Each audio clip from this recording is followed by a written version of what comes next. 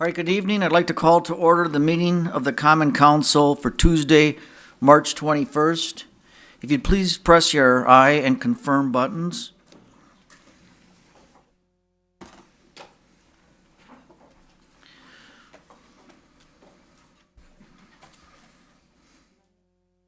Hang on, I'll get that. 9 are present, Your Honor, with Alderperson Dorf is excused. 10. Now we have 10. All right. With that, we have a quorum. We'll proceed. If you'd all please rise for the Pledge of Allegiance and remain standing for the invocation. I pledge allegiance to the flag of the United States of America and to the republic for which it stands, one nation, under God, indivisible, with liberty and justice for all. Heavenly Father, you've created each of us, good people to do good things. It's through the efforts of so many good people, coupled with a faith in you, that we're able to build a community of opportunity. While our country faces many challenges, including homelessness, unemployment, and broken families, we know that when we look to you in prayer, there is hope for contentment and happiness, not just here in Green Bay, but throughout the world you've created.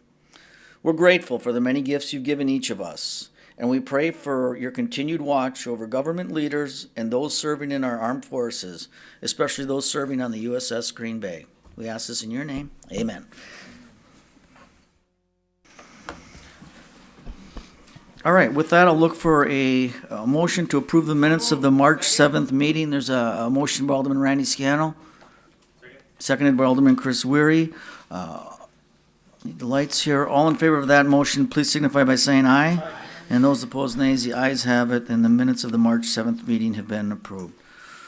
We're now looking for approval of the agenda. So moved. It's a motion by Alderman Nicholson, seconded by Alderman Randy Scannell. Discussion here. Seeing no lights, all in favor of that motion, please signify by saying aye. Aye. And those nay, the agenda you have before you has been approved. Report by the mayor.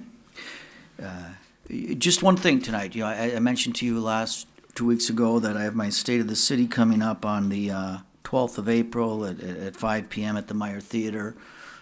Again, I ask you if you can make it to attend. I look forward to that. That would conclude my report. We're on to announcements. We'll begin with Alderman Mark Stoyer. Thank you, Your Honor. All right. This has to deal to those on both sides of the Hotel Northland issue. After a great deal of inner wrangling and reflection, I have decided to rescind my request to the Committee of the Whole with concerns to the Hotel Northland project. Of all the projects and issues that I've dealt with in my 5-year tenure as an alderperson, the Hotel Northland project and issue has been one of the most difficult that I've had to deal with. I have read many articles, emails, and documents concerning the Hotel Northland project over the past number of years. I also wrote a recent article for Voyager magazine on the history of the Hotel Northland. This hotel project has seen a great deal of mental and emotional investment on my part. I have also visited with a number of interested parties on this issue, including a number of Green Bay alderpersons. A visit with Alders Netting and Slottick on the evening of Monday, March 20, 2017 was instrumental in my final decision. I respect their opinions on a good number of subjects. I had asked these alders to visit with Planning and Economic Development Coordinator Kevin Vonk with a series of questions and concerns that I had on the hotel project. One statement that came from that meeting referred to the First Amendment of the Development Agreement between the City, the RDA, and FCI France Community Investors, LLC, on March 24, 2015, which in effect stated that FCI had assigned all of its right, title, and interest in the development agreement to Hotel Northland, LLC. Over time, a major point of contention has been the settlement between FCI and Hotel Northland, LLC. A major question revolves around whether there is one owner of the project versus two owners. There are other issues and points of contention as well, but this is one major issue. This point of contention is being dealt with in Judge Zeidmiller's Brown County Circuit Court with an early April decision yet to be made on the aforementioned points of contention. I will respectfully wait for that decision and move forward from there. I do apologize for the rancor caused by my recent communication. I do want to see this project succeed, though I did vote for FCI's business model and had wished that this would remain as the blueprint for the project. I need to let the court decide on this matter. Respectfully, Alderman Mark Stoyer, District 10, Green Bay. All right. Thank you, Alderman. Any other announcements? Go ahead. Okay, we're on to public hearings. General Ordinance Number 5-17, an ordinance amending Chapter 13, Table 20-4 of the code relating to rooftop signage located at sports stadiums with seating capacity over 10,000. And zoning ordinance number 2-17, an ordinance rezoning property located at 606 South Broadway from general commercial light industrial to office residential. All right. Is there anyone here tonight who'd like to speak on either of these two items at this time? It's the public hearing on General Ordinance 517 and 217. Anyone wishing to comment on this? Is there anyone wishing to be heard? All right, we'll let the record show no one came forward. You may, under suspension of the rules, take up items 20 and 21 with a roll call vote. All right, there's a motion by Alderman Randy Scannell, second by Alderman Tom Slotnick to suspend the rules for that purpose. All in favor of suspension, please signify by saying aye. Aye. And those opposed, nays. Ayes have it, the rules are suspended. Entertain a motion to adopt. Motion to adopt. There's a motion by Alderman Randy Scannell, second by Alderman Dave Nenning, to adopt items 20 and 21. If you please use the board on this.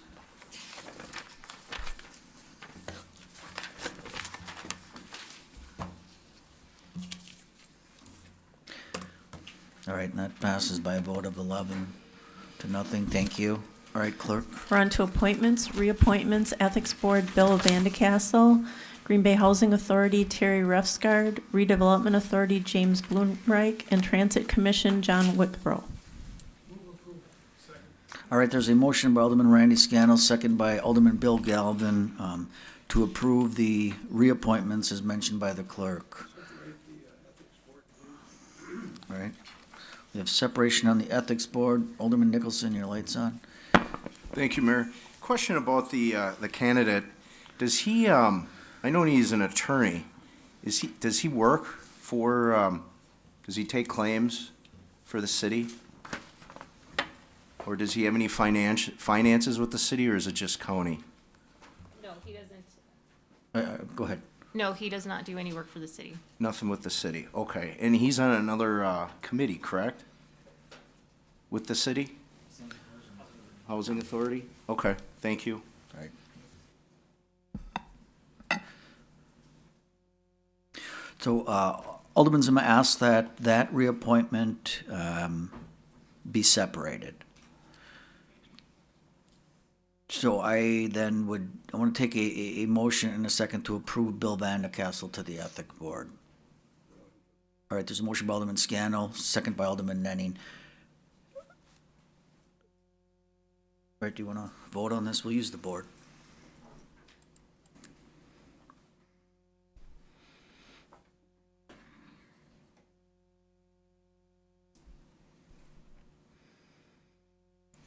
Right, that passes on a vote of 7-4. Thank you.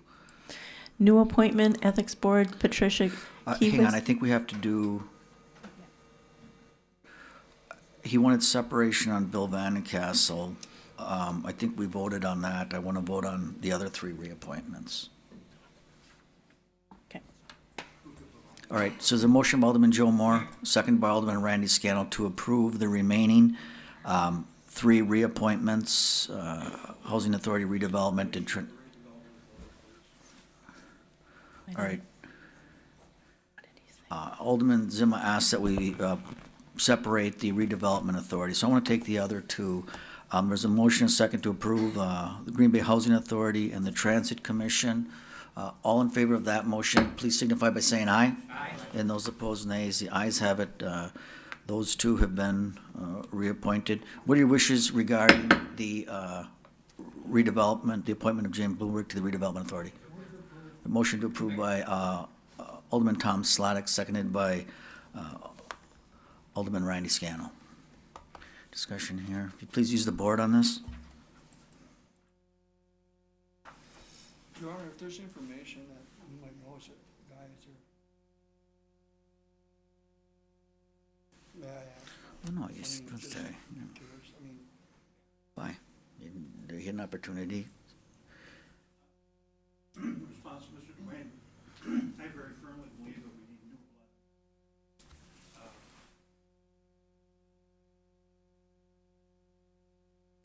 Barely.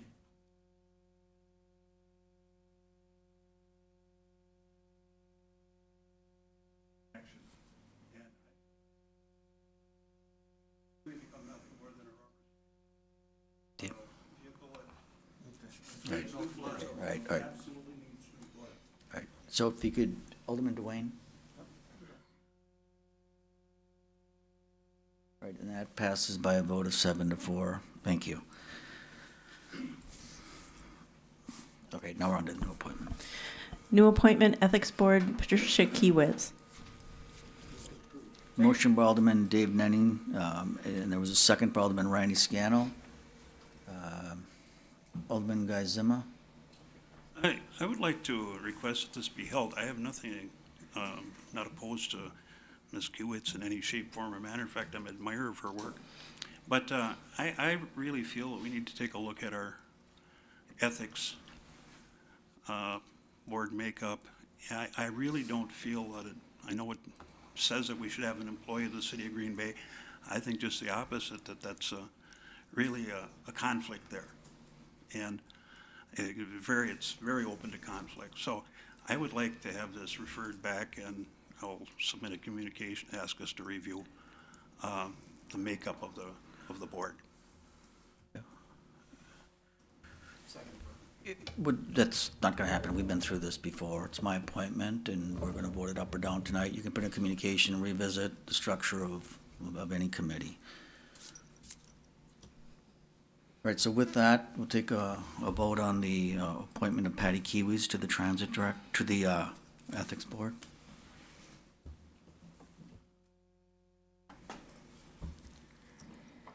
That passes by a vote of 9-2. Thank you. Okay, clerk. We're on to referral of petitions and communications. On page 1 of your packet, you have all petitions and communications received by the clerk's office by noon on Thursday. We will now accept any late communications you may have. Okay, we'll begin with Alderman Mark Stoyer. Thank you, Your Honor. This one's the traffic. To look into the feasibility of pedestrian crossing flag units and the logistics of placing them at roundabouts, busy thoroughfares, and other areas where pedestrian crossings are a safety issue. This one, the second one is to law.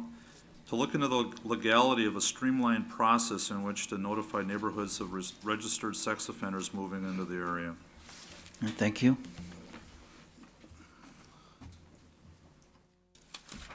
Anything else, you guys? Clerk, Chris, do you have any late I communications? have 2 of them. One is for protection and welfare, notice of the change of agent for Gipper's Restaurant, Inc. at 1860 University Avenue. And one for Committee of the Whole by Alderman Nicholson. Request by Alderman Nicholson to reconsider the 45-day wait period on the Hotel Northland. Request by Alderman Nicholson that there are questions of ownership of the Hotel Northland project. The Committee of the Whole asked to listen to all parties involved in this project, be they owners, past owners, contractors, subcontractors, lending institutions, and other stockholders involved in the project, with the possibility of an audit with possible action. All right, thank you. Alderman Guy Zima. Thank you, Your Honor. I'm requesting that the Department of Public Works review, grade, and create a 5-year plan to upgrade and/or replace the alleys in Green Bay. Thank you. All right, see no other lights, I'll entertain a motion to refer all petitions and communications. There's a motion by Alderman Randy Scannell, second by Alderman Mark Stoyer. All in favor of that motion, please signify by saying aye. And those opposed, nays. The ayes have it. All petitions and communications have been referred to the proper authorities. All right? Reports for council action, report of the Plan Commission. All right, there's a motion by Alderman Dave Nenning, second by Alderman Randy Scannell, to approve the report of the Green Bay Plan Commission. That was for the meeting held on Monday, March 13th. Any items in this report you wish to handle separately? Alderman Zim, if you could turn your light off, and Alderman Nenning, I think now is the proper time if you wanted to amend.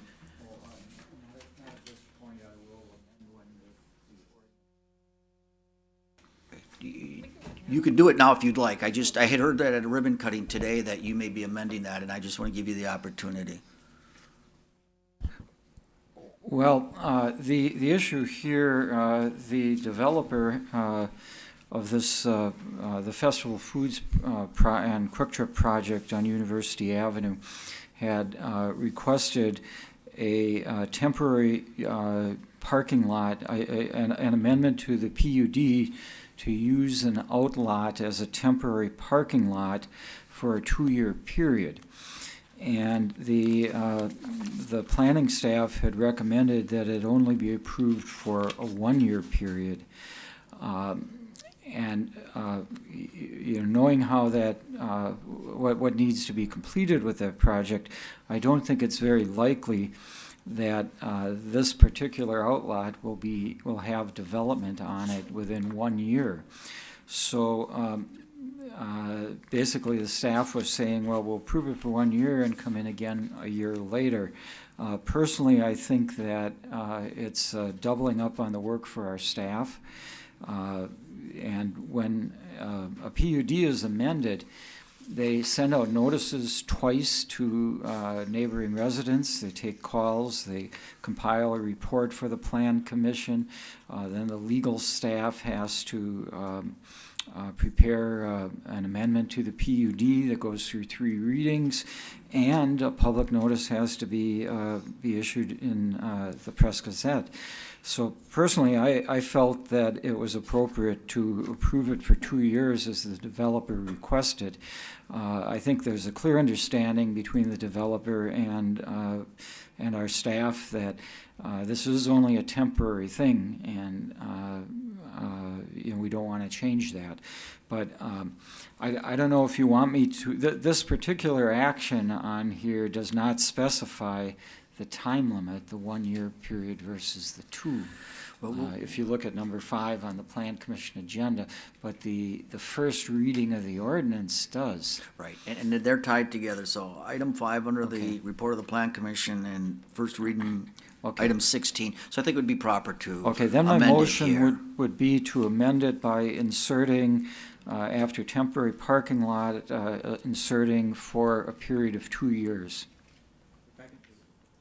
All right, so there's a motion by Alderman Nenning and seconded by Alderman Ryan Scannell to amend the PUD for a period of 2 years. So we're going to discuss that amendment. Alderman Nenning, did you want to say anything else? No, thank you. All right, and Alderman Tom DeWayne? No, I'm okay with that. I'm gonna speak on, after he's done on something else. Okay. All right, then seeing no other lights, all in favor of the amendment, please signify by saying aye. Aye. And those opposed, nay. Then we'll adopt this as amended. Right? Go ahead, Alderman Zimmer. Our attorney at our last meeting told us that we can't do things on readings only when it comes to the end. And she sent out today, she sent out an email regarding, I guess, some explanation. I didn't think that much of it, because it just told us some information that was true but irrelevant to what went on last month. Because we all know that you got to go through 3 readings, or at the minimum of 2, to put anything into law. But to take it out, I don't think the ordinance says anything about it. But how does that apply to this particular situation in Right. light of last week's or last meeting's ruling by the chair, by our city attorney? Yes, sir. So the reason this is different is because right now you're still approving the report. Until you have a report, you don't technically have an ordinance up for first reading. It's on here for a first reading, but it doesn't actually do anything until this report gets approved. So right now, you can still amend stuff. You can do whatever you want with it. Once you approve it and you send it to a first reading, then yes, we do have to follow the The only process. thing you can't do is take it off the map and say you no longer want to follow that action. Well, the difference between this time and last time is that the item was not on the same agenda. This one's on the same agenda. So right now, we literally are approving it, and then we're doing that ahead of time because it's gonna come to a first reading later on in the meeting. If we had been doing it at the same meeting, no issue. You could amend the ordinance at that point. But because it was already sent, So the you're action doing had it been in the taken. report. I'm sorry? That's why the mayor asked Correct. to have it be done in a report. Yes. Correct. No. New rules. Go ahead then. All right.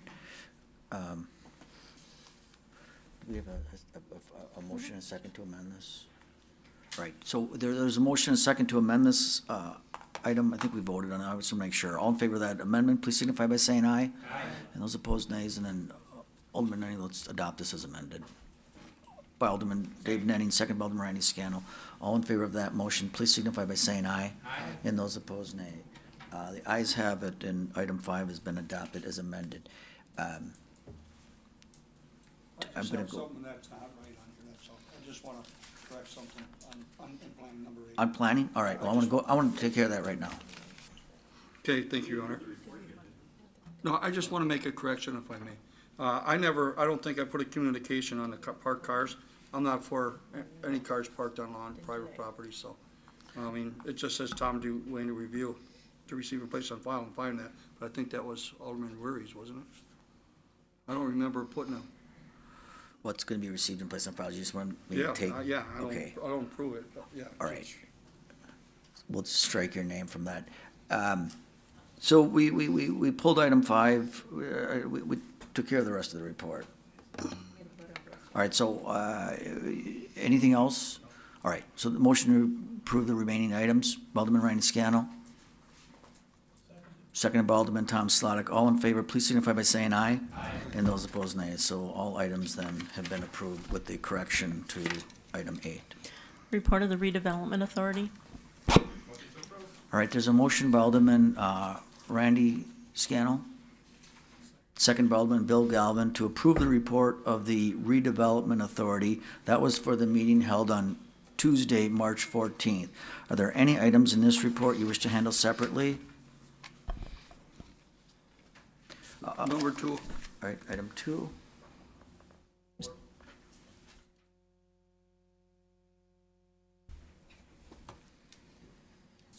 Okay. So item 2 by Alderman Duane, 3 by Alderman Zima, 4 by Alderman Weary. Then all in favor of the remainder report, which is item 1, please signify by saying aye. Aye. And those opposed, nays. The ayes have it, and item 1 has been approved. Now, what are your wishes regarding item 2? There's a motion by Alderman Randy Scannell, seconded by Alderman Dave Nenning.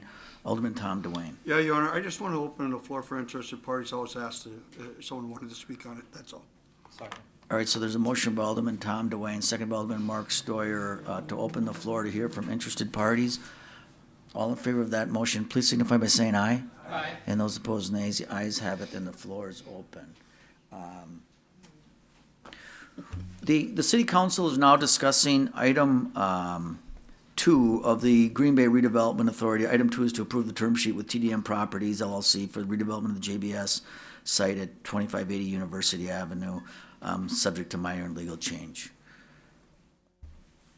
John, if you just want to state your name and address, please. Thank you. My name is John Van Dyke, 2830 Curry Court, Suite 4, Green Bay, Wisconsin, 54311. Thank you for the opportunity to address the council this evening regarding the proposed 322-unit multifamily development at 2580 University Avenue, better known as the former JBS Packerland packing site.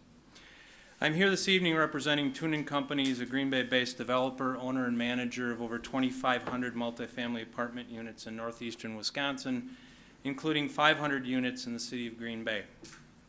Along with our corporate office, these 500 units are all located within the eastern portion of the University Avenue corridor. So needless to say, Tunin Companies has a vested interest in the success of the University Avenue redevelopment, and we have and will continue to support the city's efforts in this area. Typically, I find myself standing in a similar position defending a Tunin project against angry neighbors who irrationally oppose any multifamily development within their community. So it would be rather hypocritical for me to stand before you this evening and outright oppose any multifamily development on this site or any site.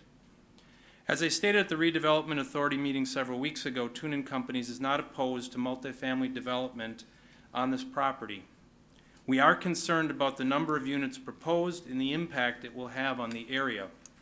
As a taxpayer in the city of Green Bay, we are concerned about the precedent of utilizing tax dollars to unnecessarily incentivize residential development. Contrary to popular belief, this area of Green Bay is not in dire need of additional apartment units.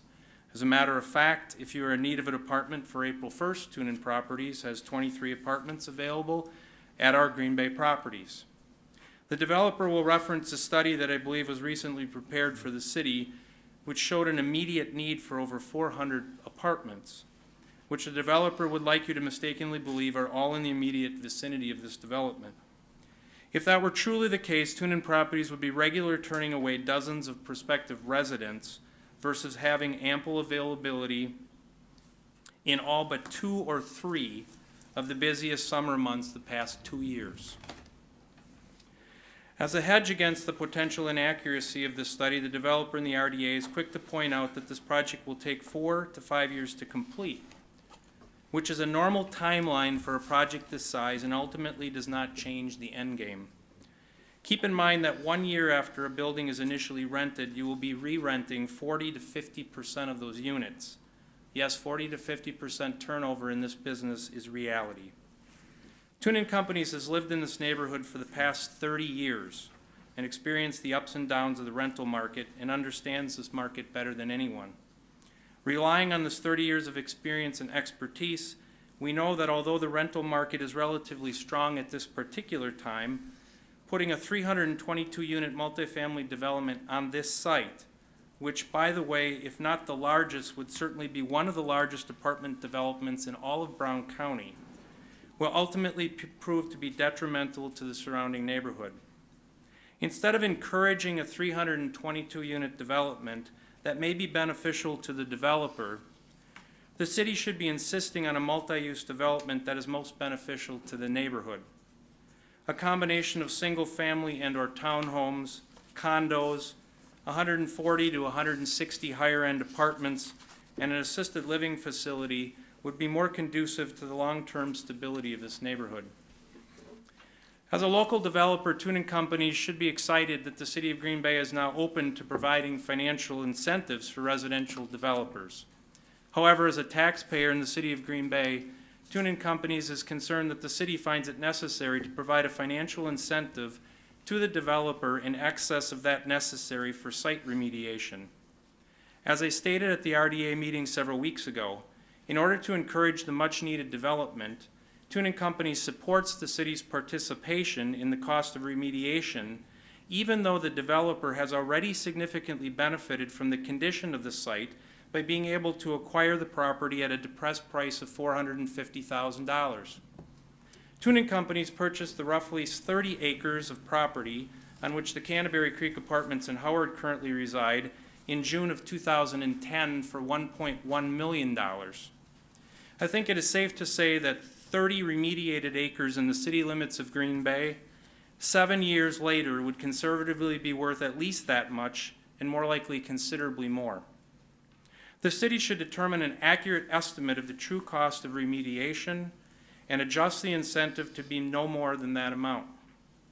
Costs for such things as site clearing, site work and contouring, access roads, sewer and water installation, etc., which have averaged $1.6 million on Tunin's 2 most recent projects, are all normal costs of development that have been and should continue to be paid for by the developer.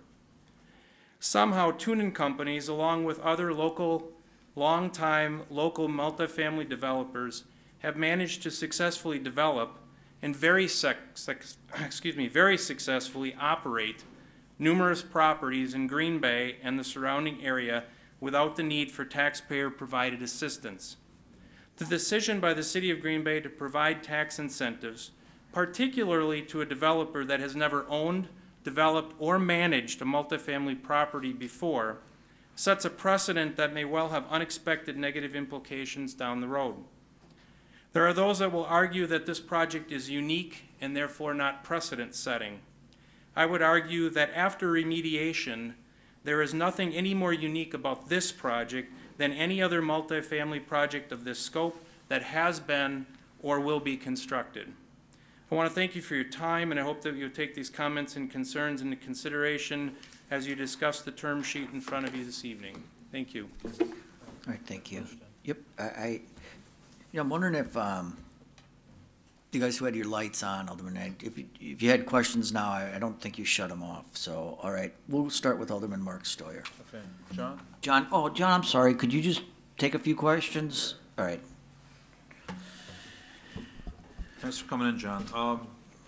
Do you have some tentative site plans or some kind of a sketch or drawing on some of your ideas on this, or not?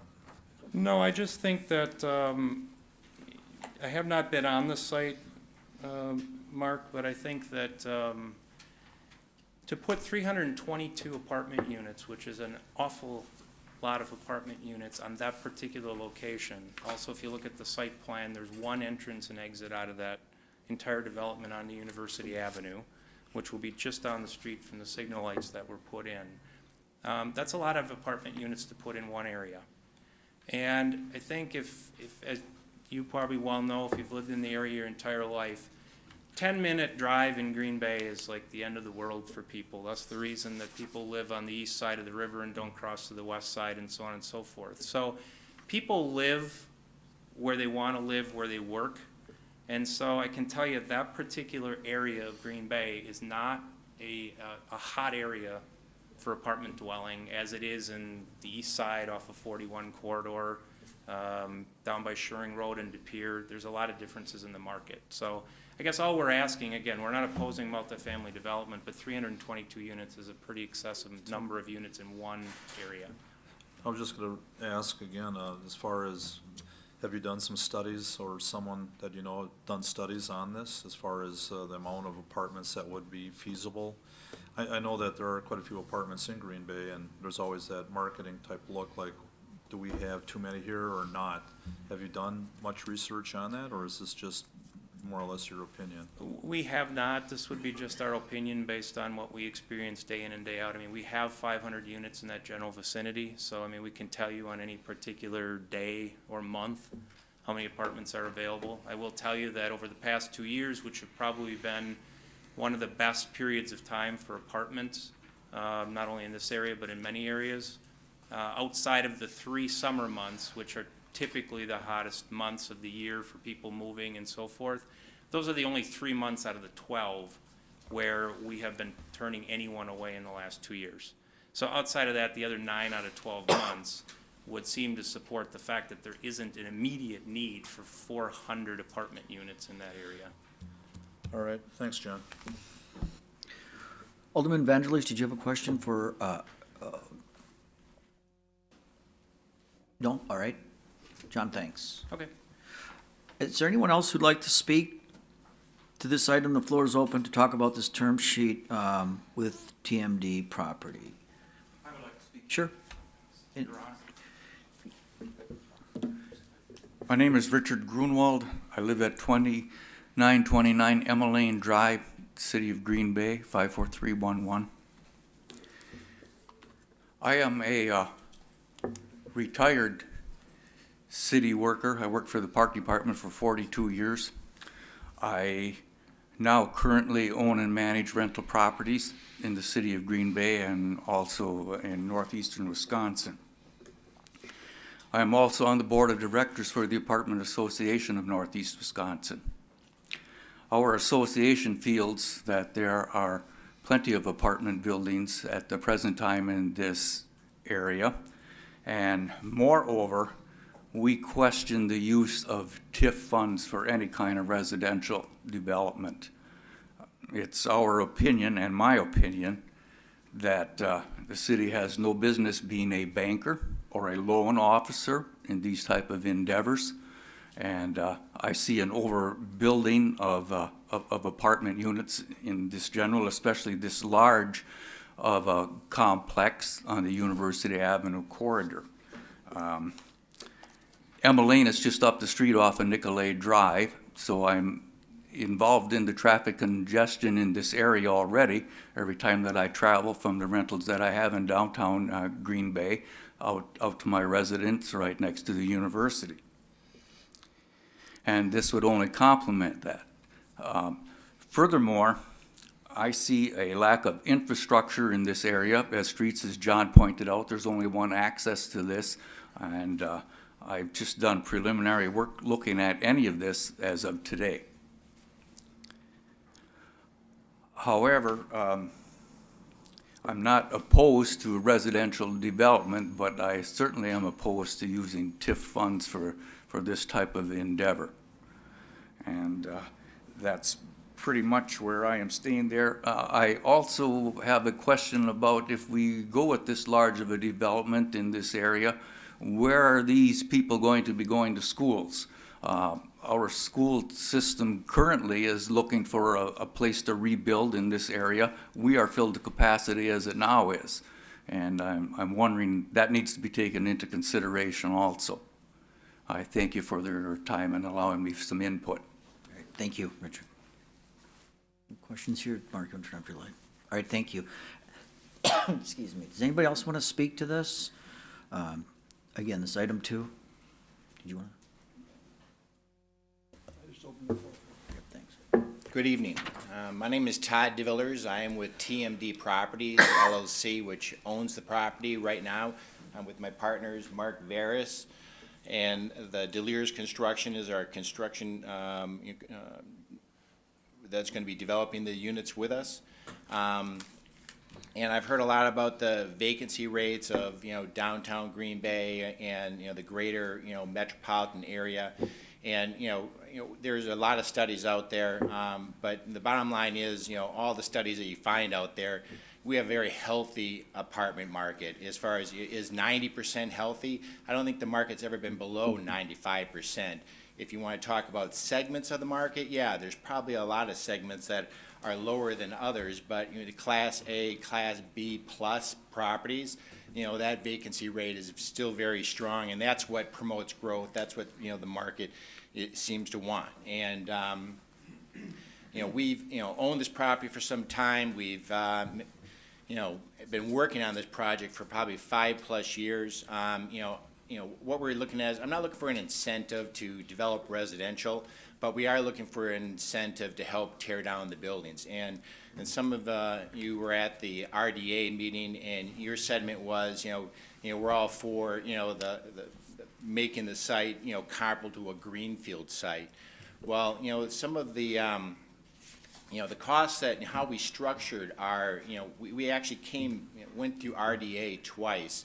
Our initial package, we asked for $5.5 million, with only $1 million up front and the rest on the back end. Talking with RDA, they wanted to have something not so much more up front for the tear down, because that's what everyone thought that that would the Common Council would support. So we reduced that package, went with a higher up front. Our package now is $4 million. The present value of that is $2.8 million. I've got quotes from $2.5 million to about $4 million right now to do all the tear down, the remediation. We're taking the lowest price right now. We're about $3.8 million to tear down the buildings, do the environmental, take out the asbestos, relocate, Liebman Court. Because of the traffic issues, we're realigning that road. Right now, it does not align. It is an issue. We have a second access that we can have come off Rothy Street. It actually got taken off the map because of the fact that when we originally went into with the higher density, there was a desire for more commercial properties. So the back 4 acres, we don't control the front 2 acres, but we're willing to work with that retail user or that owner up front to try to promote a retail use there. We really don't have a lot of control. If he finds a retail project wants to build, that kind of changes the perspective of that little sector there. But we can still have that secondary access off of Rothy, and we love to have your support. But we think that the market would do really well with this project, and it's not the total units. We're asking for 2 different distinct projects. We have 264 units that are market rate apartments. these are, you know, gonna be highest probably, you know, in the Green Bay market as far as, you know, the quality of a typical unit. You know, right now, most of the units on that northeast side are 30 years old. So yeah, there's probably more vacancies in that market. If you go to some of the newer projects in Brown County, you know, they are probably averaging 6 units plus of absorption per month. I don't expect that. Our estimates are well down below that. We're estimating over a 5-year period. So if, you know, the market takes a little bit longer, you know, we're ready for that. But, you know, just the initial, you know, assessment here, we're looking at $20 million of new assessment that this project is going to bring. You know, and then the back end of it, you know, we've got 249 unit, they're kind of the higher end of the market. We have underground parking for those units. It's 3 stories with an elevator. You know, we believe that's going to be more senior focused. I'm not going to put, you know, UWGB, you know, students in, you know, to that, you know, project. It's going to be more, you know, geared towards those individuals that, you know, are going to use the elevator, the underground parking, and, you know, we've got 1 unit going up in our first 2 phases. We're going to see how that, you know, market, you know, absorbs, but I really think that, you know, that's going to be our niche. And that northeast side, there really isn't a lot of, you know, I don't call it, you know, 55 or older, but, you know, that segment of the market, most of it's on the west side. So, does anyone have any questions for me? Are there any questions for the petitioner here? Alderman Guy Zima. Thank you. You originally were the real estate agent to Yes. to market Correct. this parcel, and you had it under your, how long did you try to market it? About 5 years. But they were asking $5.5 million as a meat packing facility. And, you know, the facility was antiquated, you know, the mechanicals were antiquated, you know, it ultimately came down to after, and then we had a couple of the company had been sold a few times during that process, and, you know, but price was the main reason why, and it's such a mammoth facility. You're pushing 300,000 square feet of industrial space right now that is actually, it's a concrete bunker. You put a new roof on it, and it would stand for the next 100 years.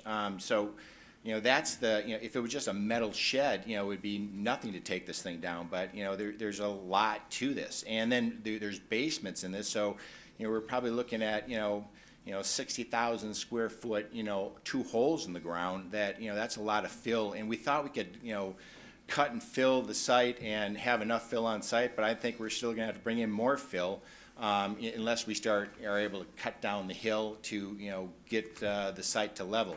And it is a 30-acre site. You know, a lot of that we're leaving wilderness. You know, the back side of the hill we're leaving wilderness.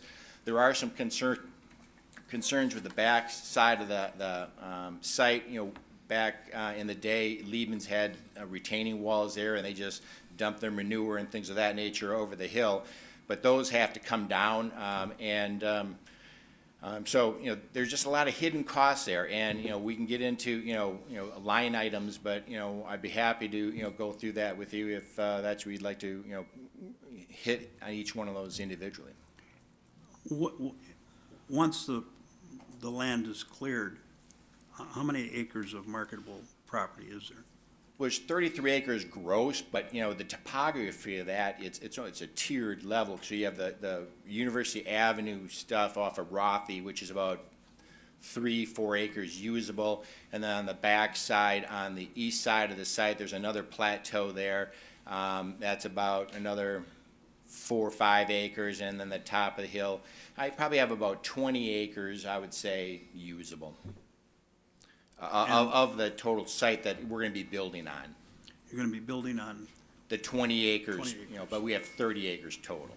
And if you were to look for 20 acres of buildable property in the city of Green Bay, right now, what would it cost you to buy that on the fair market? As what type of use?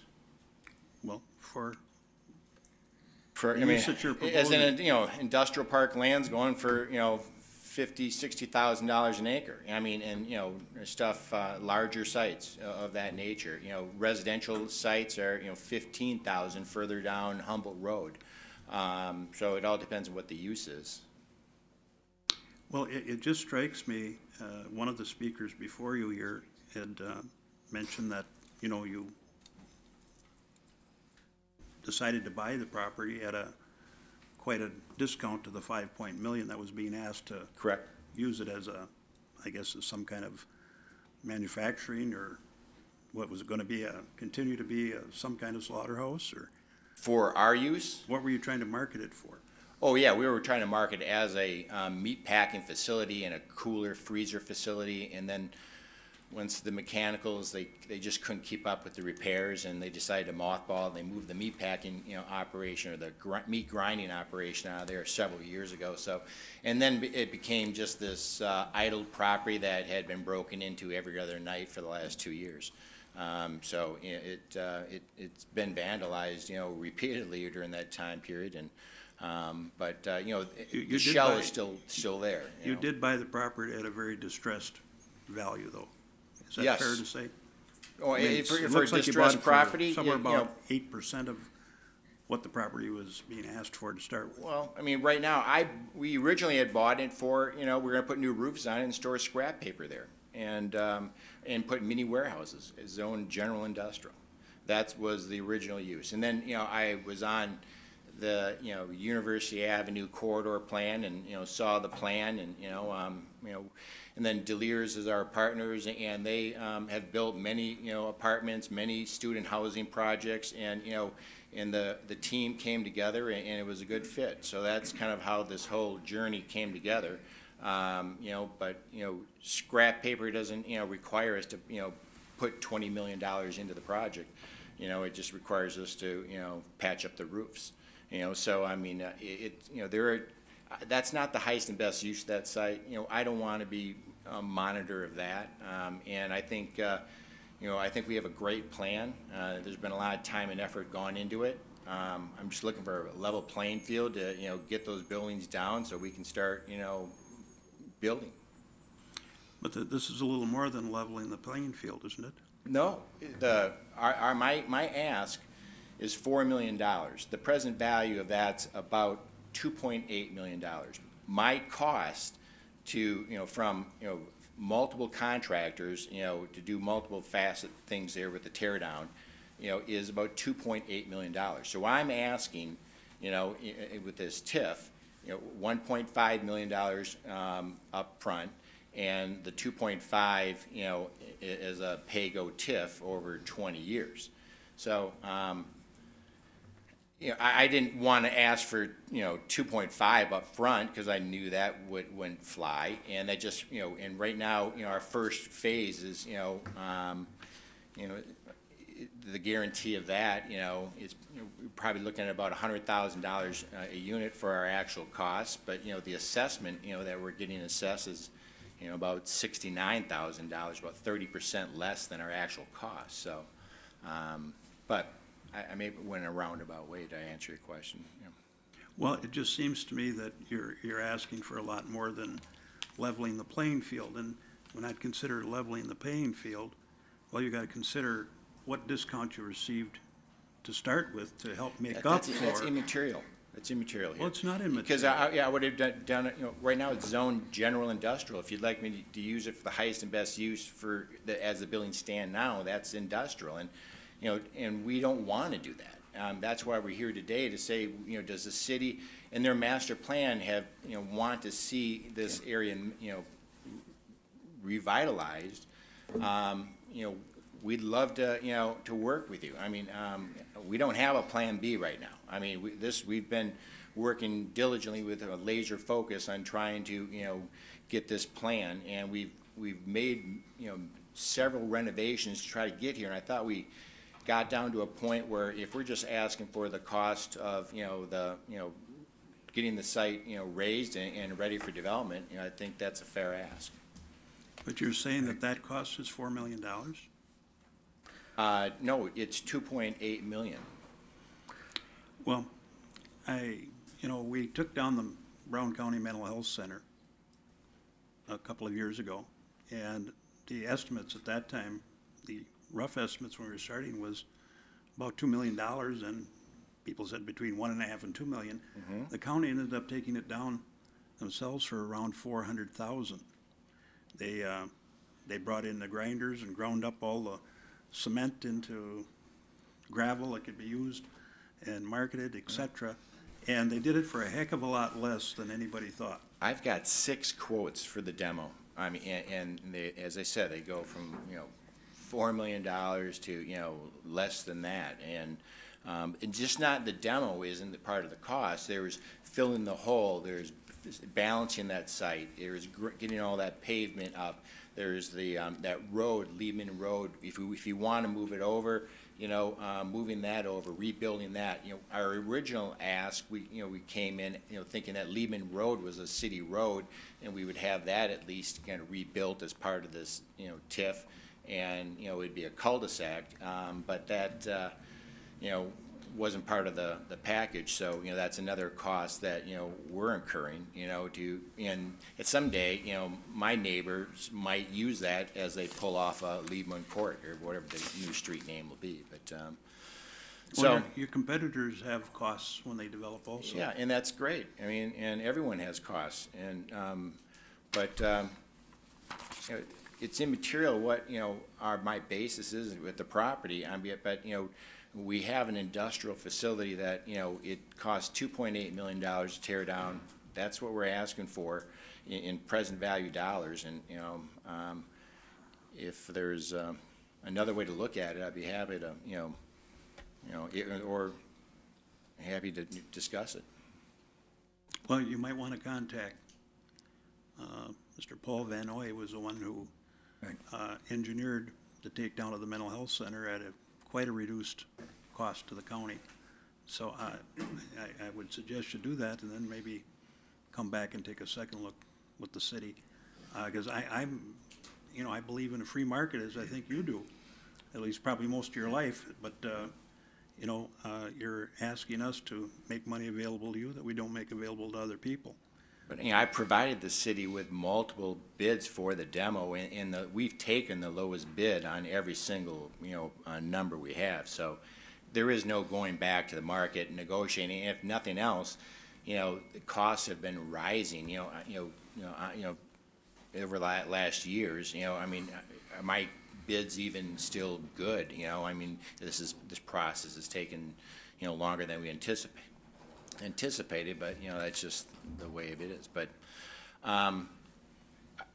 you're not going to get anyone to redevelop this site without getting those buildings down, and I don't see an easier or cheaper way of doing that.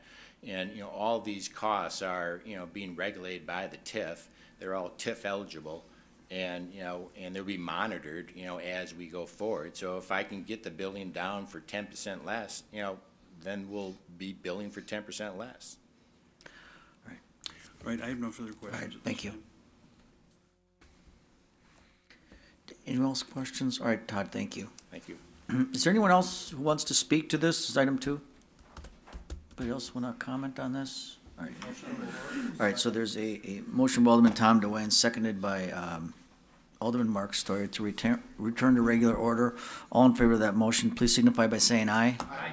And those opposed, nays. Ayes have it. We're back in regular session. Alderman DeWine, you had the floor. Yeah, I just wanted to open the floor for interested parties. Okay.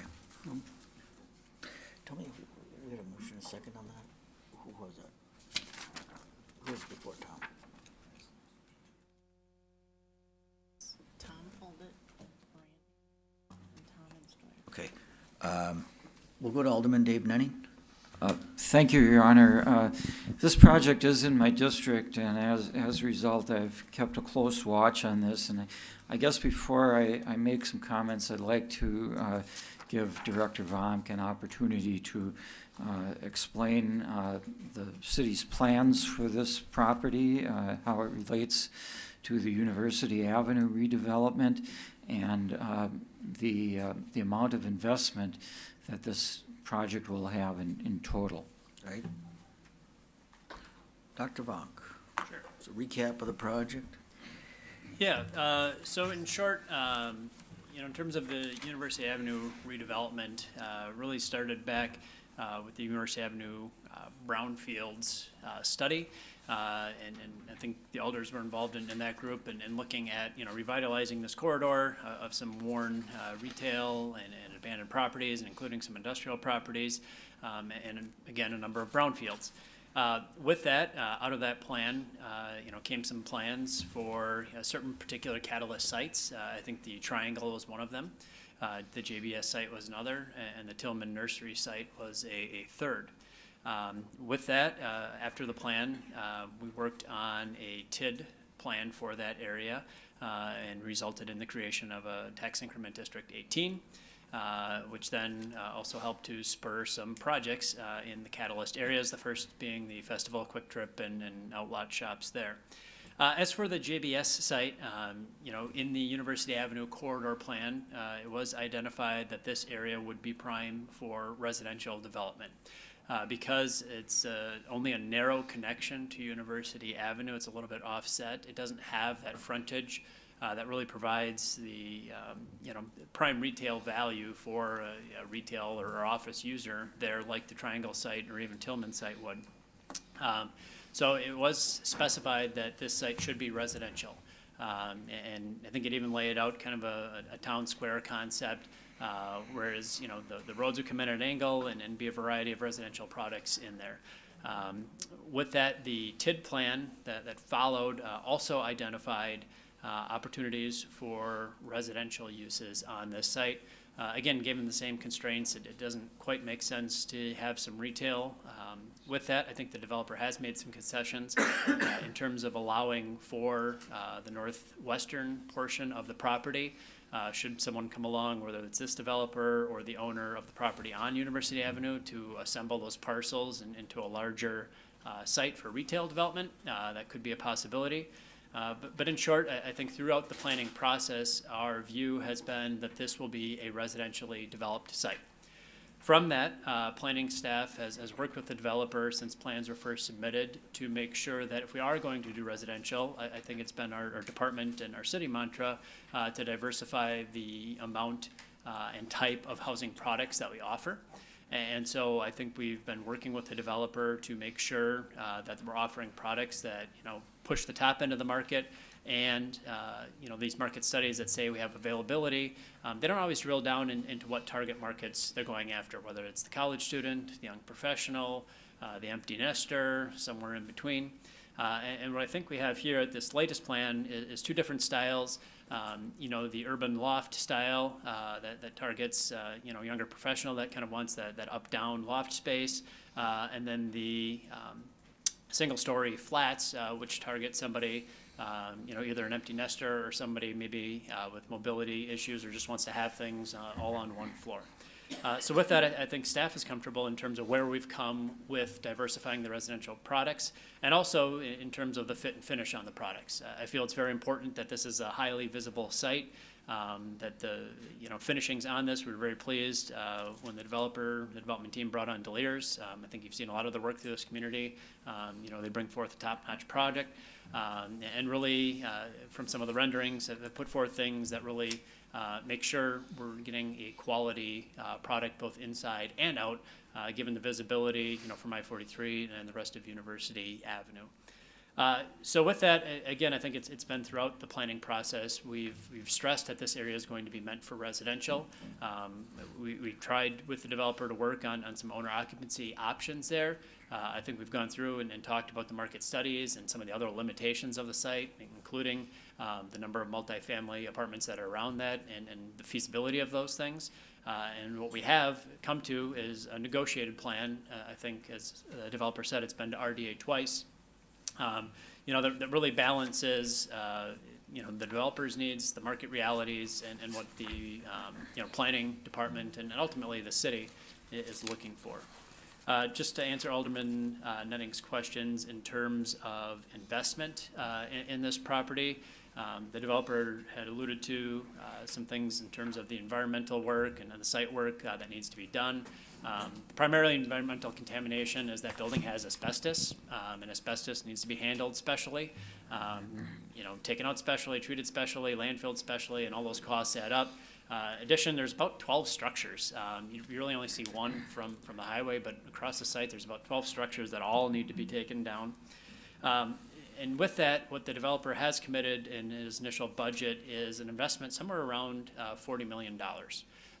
So when you look at the total cost and an investment that's going into this, it's significant. And when you look at, roughing out then to a cost of probably about $110,000 to $120,000 per unit, a lot of those costs come with the environmental and the site preparation work. On a greenfield site, those costs would be significantly reduced. And as for the TID, when you look at the structure, I think it's prudent in terms of the financing up front that provides some upfront cash to get the building down and start on some of the remediation work, balanced with a back-end cap of $2.5 million.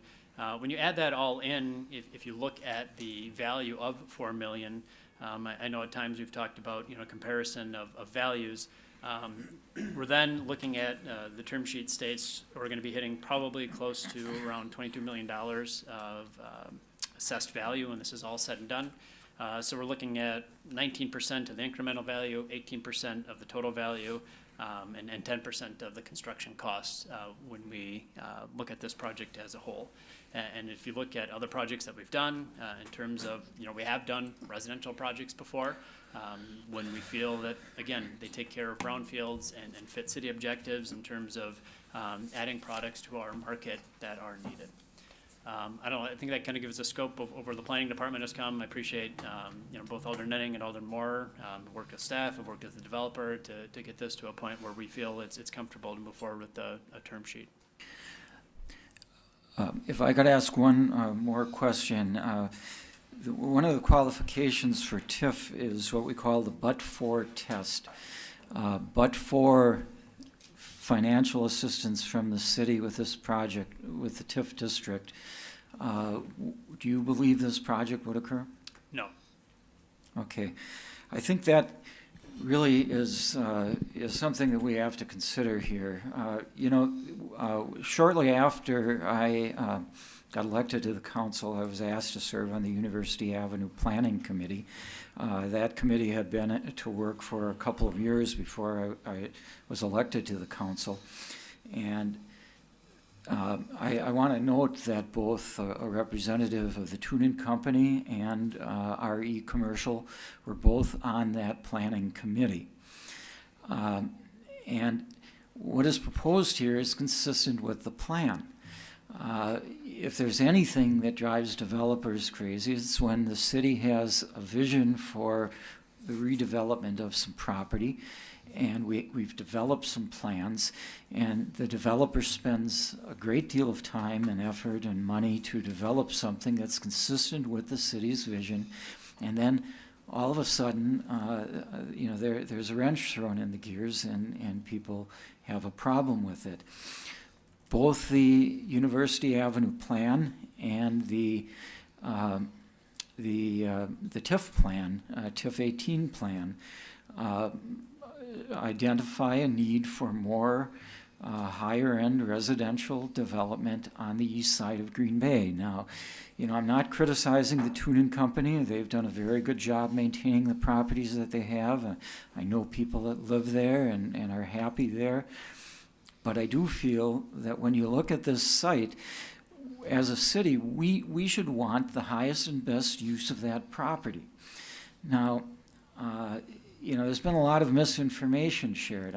People saying, well, we've never used TIF money for residential.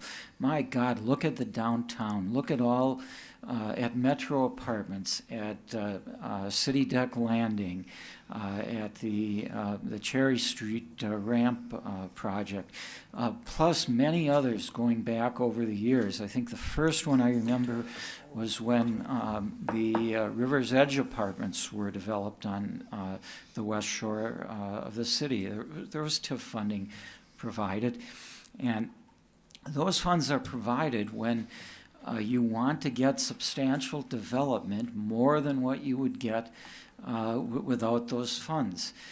Now, I see all around in the suburbs, I see higher-end apartments being developed. On the east side of Green Bay, I know many people who are at retirement age, who are selling their single-family homes and wanting to move into apartment living. They're not looking for cheap apartments. They're looking for higher-end apartments, comfortable apartments. And you know, not all high-end apartments have to be in the downtown area. If there ever was a site that would be attractive for high-end apartments other than the downtown, I think it is this site. There's a natural area, there are trails nearby, there's, you know, a grocery store developed on University Avenue, and I hope more development along University Avenue as well.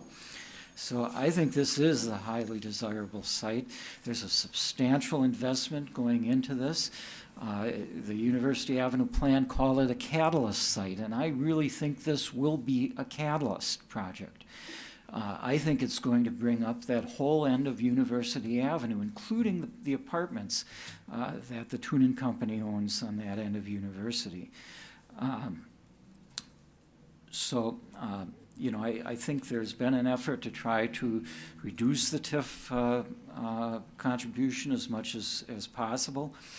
But, you know, look at this. We're currently getting about $17,000 a year in total real estate taxes from that property. And when this is completed, it's estimated to have at least almost $489,000 of property taxes. So, you know, this is an abandoned meatpacking company with cleanup issues. I see this project as being nothing but a positive thing for that end of University Avenue. I don't see it interfering with residential, single-family residential properties because there isn't much nearby. It's quite separated. I think it would be a very nice development, and a lot of effort has been put in to bring it to the point where we are. So I'm going to support the term sheet. Thank you. All right, thank you, Alderman. Good Alderman Weary. Thank you, Mr. Mayor. Obviously, it's a challenging site. It's a growing eyesore. It sounds like it's more and more an attractive nuisance. My question, Director Vonk, if you would please, is all the TIF assistance tied only to site cleanup and remediation, or is it some up and above that? I just want to hear your answer on that.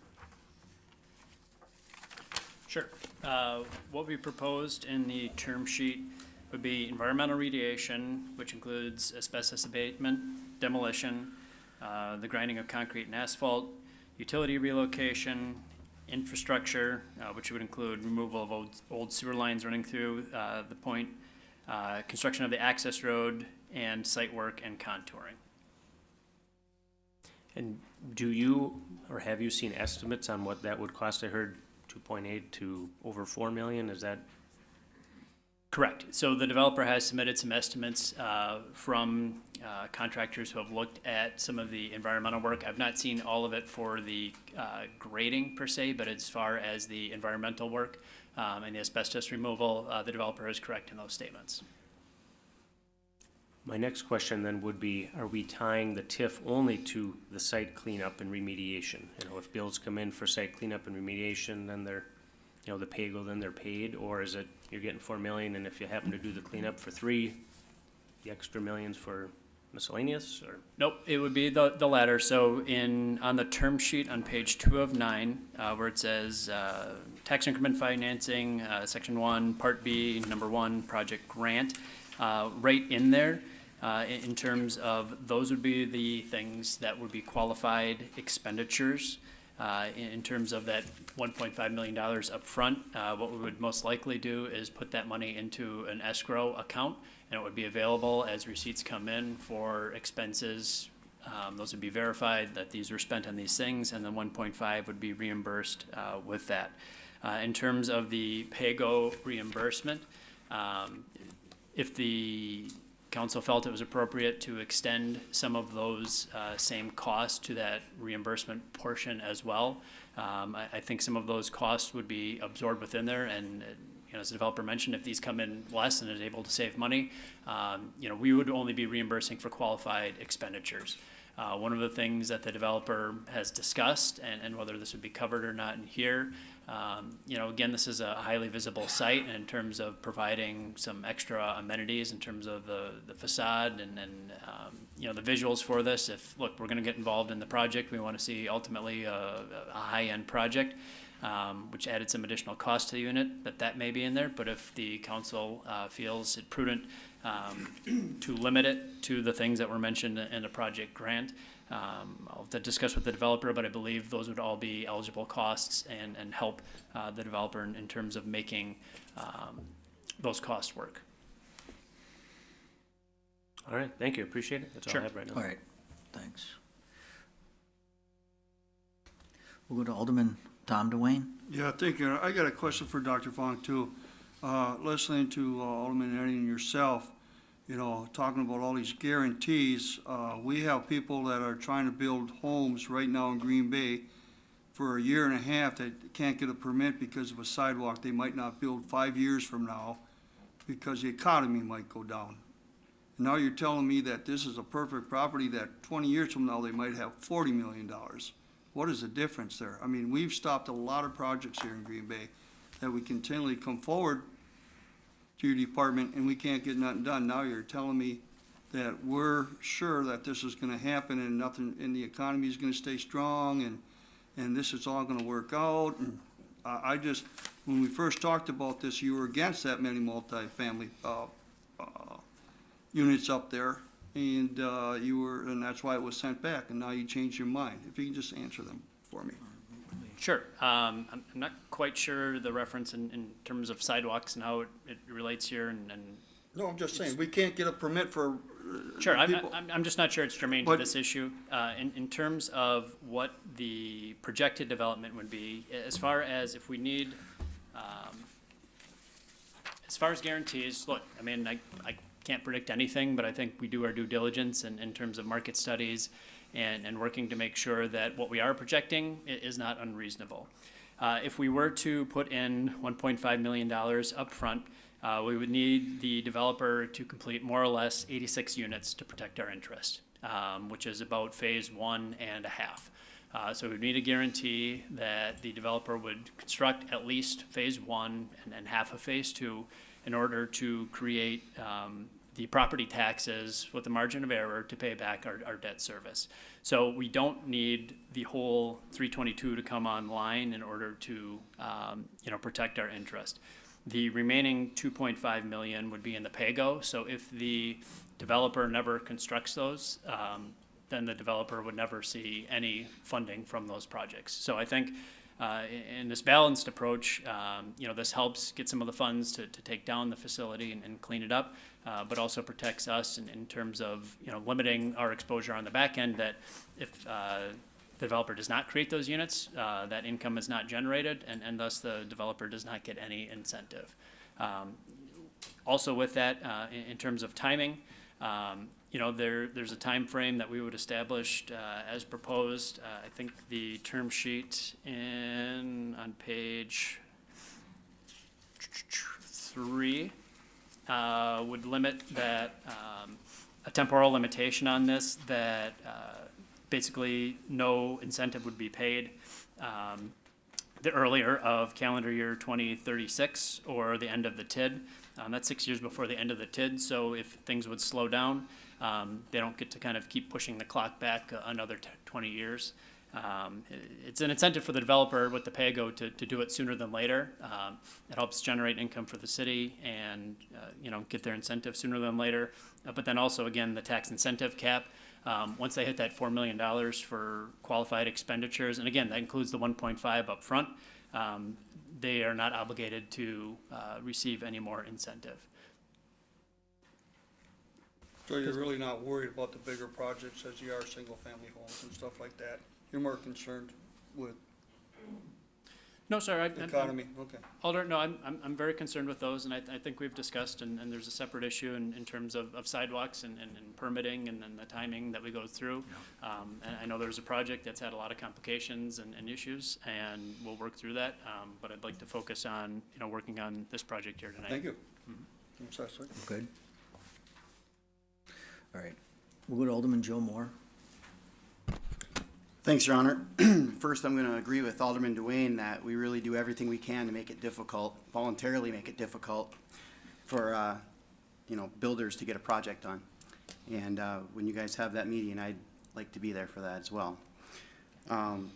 It's a whole new can of worms we can open up, I guess. When this project originally came forward, I was pretty opposed to it, voted it down, and tried to convince the rest of the RDA that this wasn't the right use for this area. Kind of had my own ideas and proposals I wanted to see with it that I presented at that meeting. Developer came back without any changes and just said, look, I just need an up or down on this, whether it's going to happen or not, and we voted it down. To the developer's credit, and he was persistent, and he reached out to me and he just said, look, would you want to come and tour this place and just sit down and meet with me? And he said, I'm willing to work with you. So Tom Weber from the RDA and myself, we went out and we met for over 3 hours. We were able to tour the site, walk around and kind of see the challenges like the sand mine to the east, the cliff off of the back, the different contours that are there. The scope of the buildings, from the distance you see them, they're unreal how big they are once you are standing next to them. The fact that there's vagrants sleeping in them every night, and the graffiti and the problems they're causing there. The chain link fence that gets cut in the back so people can sneak in through the back down by and go down to Baird's Creek. And then, of course, the road that doesn't line up. There's no street grid. There's a lot of problems. So I tried to look at this a couple different ways. First, I tried to look at if the city owned it. If it was ours, how much would it cost us to get this into a marketable piece of property? The second way I looked at it is what I had proposed and would have liked to have seen and had talked about was, some type of a medical facility and condos and bring a street grid in. But now I'm trying to think what it would be the cost to the city to bring in all the infrastructure and a street grid and then maintenance on all of that, which of course would be our responsibility. And the $5.5 million became a little bit more stomachable, if you want to say that. But when they dropped it down to $4 million and dedicated nearly 100 units to a specific type of housing, being senior living, that's what kind of put it over the edge for me to approve this. $4 million, we couldn't bring this to a greenfield site ourselves for $4 million. I don't have the bids, it's my opinion. I also don't think that we could bring a street grid in here and maintain it over a 20-year period for $4 million. And look at, we're paying a bill tonight, $450,000 it cost for sewer on Humboldt. So now what are we gonna pay to bring sewer and utilities and curbs and streets and terraces and everything up into here? I don't see a better use for this area. The developer was willing to set aside 20% of the project, the whole 5th phase, and set it aside and see where we're at in 5 years and hope maybe something else will come forward that can add to some of the tax base. But even as it is, right now the city's portion of taxes on this is $6,715. This is what we're getting on an annual basis on 30 acres of property in the city of Green Bay. And at completion, it would be $193,000, based on today's estimate.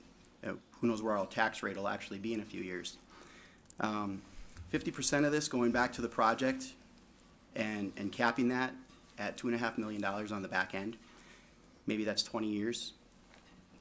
I see a great benefit to the city by having this done. Another thing to consider when we talk about just the scope and the number of apartments that are out there. Look, UW Green Bay has a very aggressive goal of getting their capacity up to 10,000 students enrollment. And they want to do that in a short period of time. It's a lot of people that are going to have a place to live, and I'd prefer to have them in the community than on the campus. So I am going to support this. Thank you. All right, thank you. Alderman Vanderleest, want to comment on? Thank you, Mayor. I was at the redevelopment meeting, and I proposed that we give them the 1.5 million for, the demolition part of it. And I felt that that's a very generous portion that the city would be giving. And that's where I'm at. I support the demolition part of it. I think it'd be a good project, but the city shouldn't be in the banking business. And as far as 1.5 million is more than generous. That's my thoughts. All right, thank you.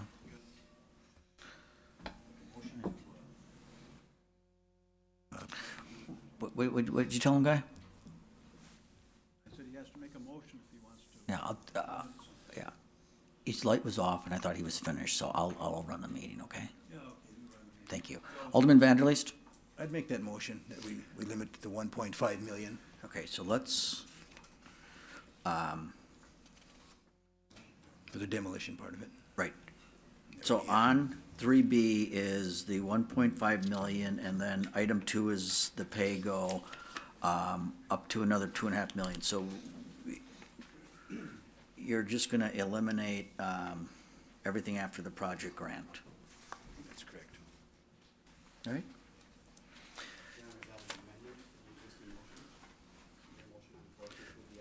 There is.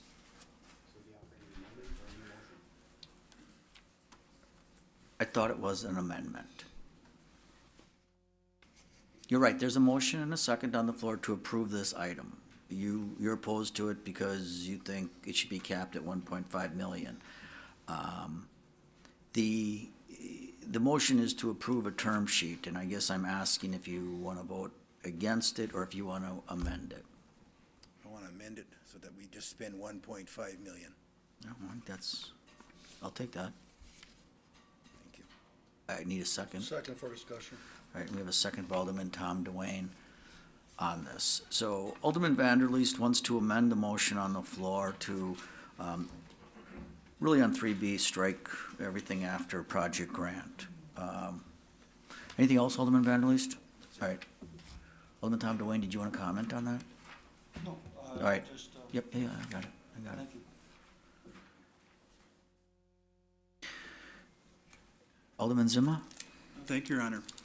A lot of terms are bounced around here, one of them being the city's vision for the area. Alderman Zima has the floor, Alderman Nicholson. Okay, thank you, Mayor, for that information. All right, go ahead, Alderman Zima. As I was saying, there's talks about the city's vision for this area. And I don't think at any time did we ask for more apartments in this area of the city. In fact, quite to the contrary, people complained about how many apartments there are in the area. There are residential houses in the Humboldt area, but most people have complained that there was too much apartment building in the area. And when this first came to the redevelopment authority, as was said, it was turned down. I think essentially there were folks that talked about how they thought that this should be turned into a residential area with some private ownership, that we have more private ownership. And it just strikes me that what is our city's desire? Is it to have more apartments or more residential units? And we spend a lot of money trying to reduce density. And in here, it's creating density again. I can appreciate that the gentlemen who purchased the property want to do something with it, and they've been frustrated in their efforts of doing things, but that's the marketplace. That's the risk they take. And is it the role of government to come and bail out each and every problem area? And I guess secondly, to do something that we really wasn't part of our vision. Some residents came to the original redevelopment authority meeting and they talked about, they said, hey, you get a bunch of lots up there clean and ready to go, they'll sell in a heartbeat. there's a view. The idea to increase density, add more apartments, I just ask you to remember back on the bunker properties. What was our biggest objection there? And what did they eventually do? They cut back on the number of apartment buildings they were going to build on that acreage out there. So I don't know, I just feel kind of a double whammy. It's not really our vision, and yet we're going to give fairly large amounts of money to do something contrary to what our vision is there. I'm not so sure I'm in favor of 1.5 million. I guess if I was given this Hobbesian choice of, well, if we're gonna have apartment buildings there, well, we can contribute something to it if that's what we're gonna settle for. I don't have a problem with trying to level the playing field to a certain degree. And I felt that that's what probably TIF should be used for. I get troubled when there's the incentive side of it. So I guess, well, if it's settled here that it's gotta be apartments, then I'm gonna favor Mr. Vanderleest's motion, and I'll vote that way. But if that doesn't pass, then I really think that we gotta send this back for a little more study of what is it we really want for our city. We wanna pack more apartments into that area? You know, property values of this type are not guaranteed.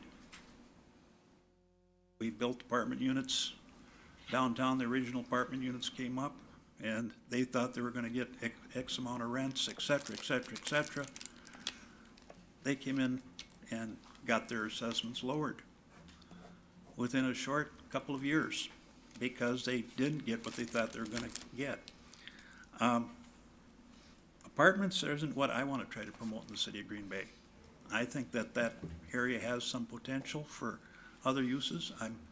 If the developer would come back and try to develop some maybe apartment type buildings that had condo ownership and open that up for single family houses, perhaps higher end ones. If we're gonna subsidize apartments, well, I'd rather subsidize home ownership and good quality properties that help build the kind of community we have. It's A little over your So 5 minutes, so, all right, oh, well, okay. thank you. Who's counting? All right, so the motion on the floor, that we're gonna vote on now, all right, Alderman Joe Moore? Thanks, Your Honor. I would just say I did sit on that steering committee when the University Avenue Development Plan was done, and that area specifically calls for row homes and apartments. And it's in the book, and it was approved by this council. Maybe some of us were or were not here when that was approved, but it was a unanimous vote to approve the plan as it was presented, including all that multifamily. So I would say that it is indeed the vision of the city and the vision of the citizen steering committee that put that plan together. Thank you. So what, the motion by Alderman Vanderleest and second by Alderman Weary? I'll wait Thank you, for Mr. that. Mayor. I was a little tardy in pressing my button there, sorry. Right. I would agree with Alderman Moore in that that was the plan for the area, and to change it now is troubling because they're following our plan. And we did just hear that at a minimum, the cleanup's gonna be 2.8. So if the purpose of TIF really is to give a clean site and to clean up something that really is a mess, we're not even addressing that. So I would be opposed for that reason. Thanks. Right. Why don't we use the board on this? This is the motion by Alderman Vanderleest to cap the TIF at the $1.5 million project grant. So a yes. Is that the way I want to say it? Huh? A yes supports the amendment, a no goes back to the original term sheet.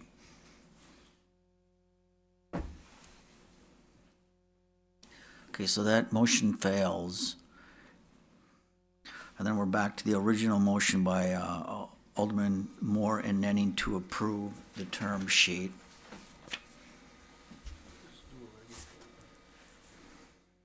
I'll try it. Okay, so there's a motion, a second to approve item 2. All in favor of that motion, please signify by saying aye. And those opposed, nay. All right. This is on the term sheet that's before you.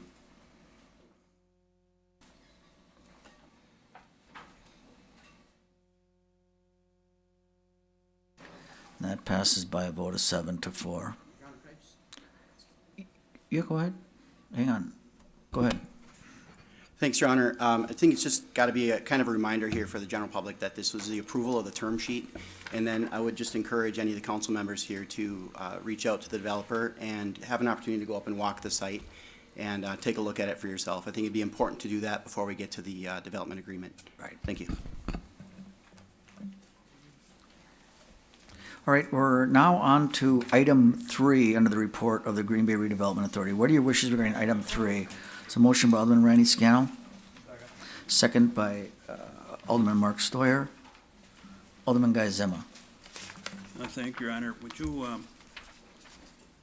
ask Mr. Vonk to run down the total scope of the, brief scope of the project? All right. Dr. Vonk, if you could give us an overview of this term sheet project? Yes, I could. What we have today is a redevelopment project for the former Whitney School site. This is on Webster Avenue between Pine and Cherry Streets. In short, this is a two-part project. These project parts are tied together. They're separate in terms of the construction, but they are integrated in terms of the development project and the financial feasibility of making this work. Part 1 would be a historical renovation of the Whitney School building, former elementary school. It would take it into 23 market rate rental apartments, a mix of 1 and 2 bedrooms, and including historic finishes, especially in the hallways, some terrazzo floors, new appliances, and just kind of state-of-the-art apartments. The second part would involve the construction of 17 two-story residential townhomes along the perimeter of the property. So that would be townhomes located along Pine Street, along the backside on Van Buren, and along the south side on Cherry Street.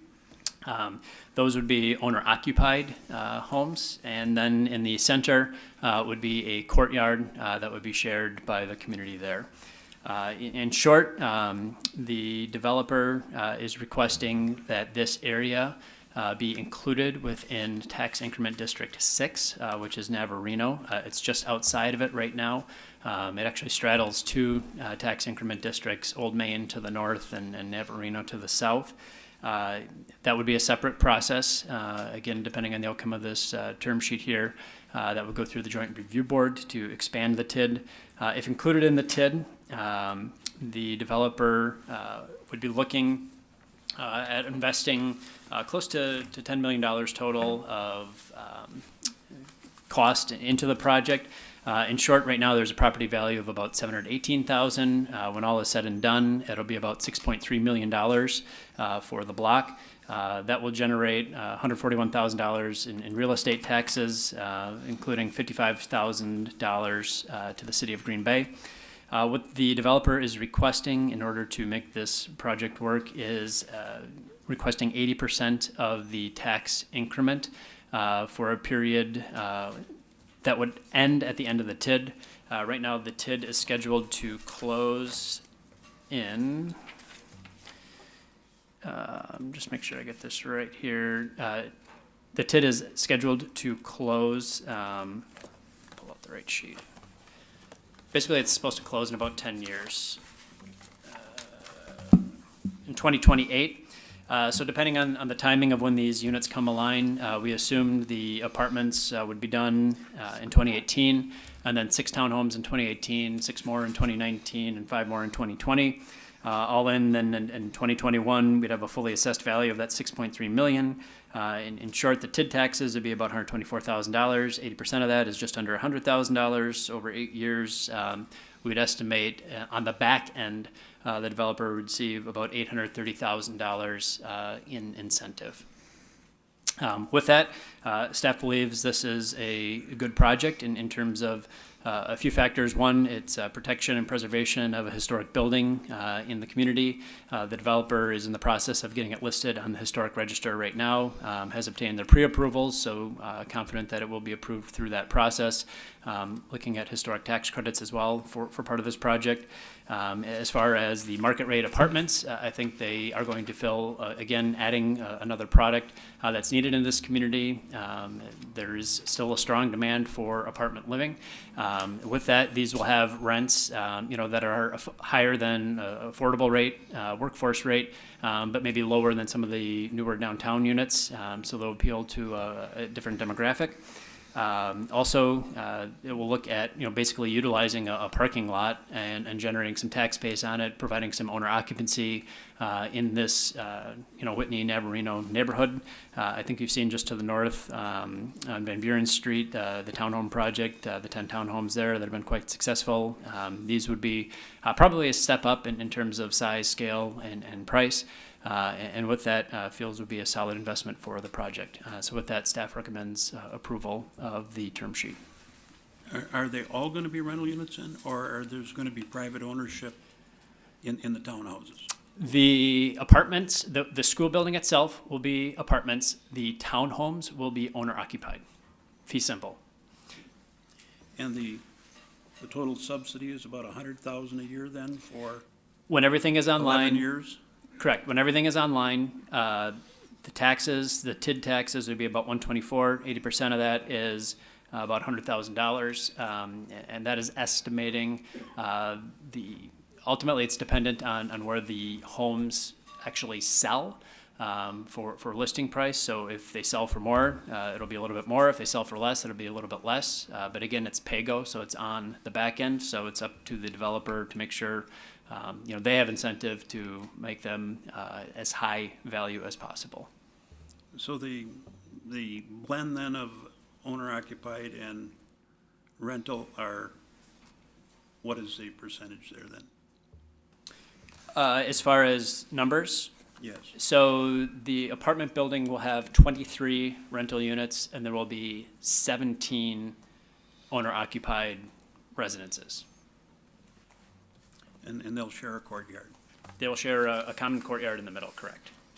Okay. Thank you very much. Sure, you're welcome.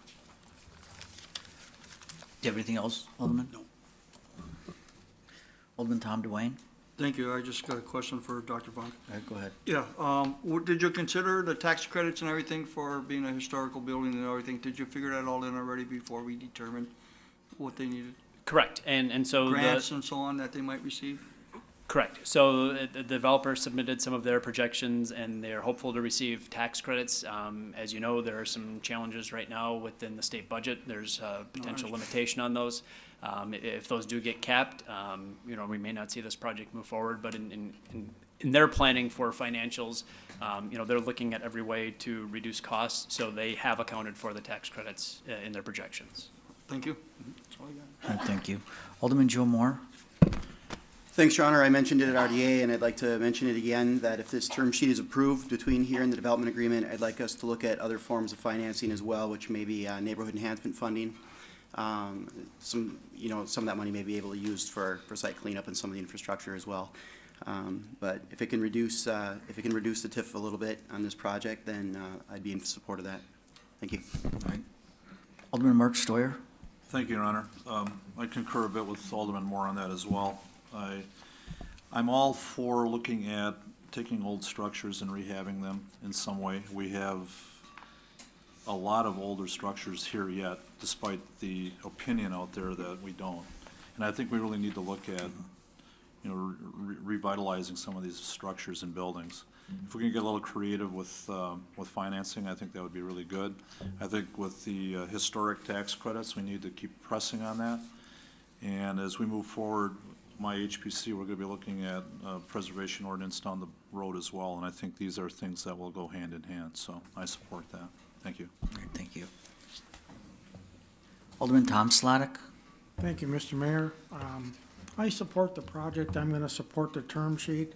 I like the fact that there's owner-occupied townhomes included in the development. People I talk to that live in the Navarino area are very pleased with the development that's taken place thus far in that area with the townhomes that developer Bader has put in there. They're excited about this project. I like the fact that it's a pay-go and there's not a front-end grant involved, so I'm going to support it. All right, thank you. Alderman Randy Scannell. Thank you, Your Honor. Yep, this is my district, and in fact, I got a tour of the Old Whitney School today. Took a little to get into it, but we did it. The developer is very creative team.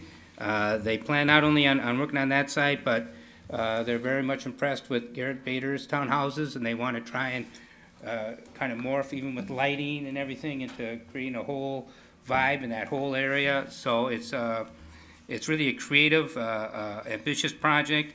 I fully support it. I think it's going to be pretty cool when it's all done, and I know it's going to be kind of a tough one. There's a lot to do there, those old buildings. But I think they got a good crack at getting the historic credits, and with everything else we can do for them, it should be great. So thank you. All right, thank you.